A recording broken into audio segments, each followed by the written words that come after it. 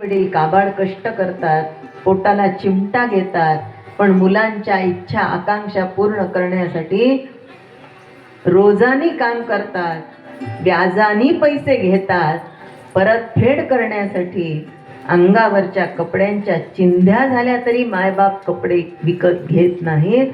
कुणासाठी? माझं पोर शिकून मोठं व्हावं.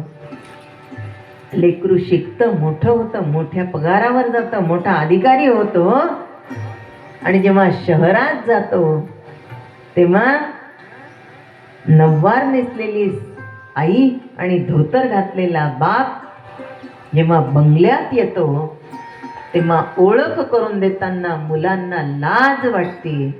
कित्येक सत्य घटना झालेल्या आहेत. मायबाप मोठ्या आशेने जातात लेकराचा सगळा उदो उदो उत्कर्ष बघायला, आणि कोण आहेत म्हणून ओळख करून देताना मुलगा म्हणतो आमच्या गावाकडचे नौकर आहेत.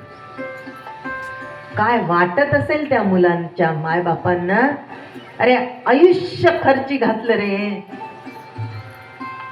सगळ्या इच्छा आकांक्षा मारल्या या मुलाचा उत्कर्ष होण्यासाठी, पोटाला चिमटा घेतला, चिंध्या अंगावर पांघरल्या पोराचा उत्कर्ष व्हावा म्हणून. आणि पोरगा जेव्हा खऱ्या अर्थाने उच्च पदावर जातो तेव्हा ग्रामीण भागातल्या माझ्या मायबापांना माझे नौकर म्हणून सांगतो.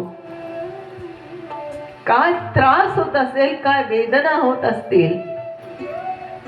आणि म्हणून तरुणाईनी हे भागवत ऐकण्यासारखं आहे.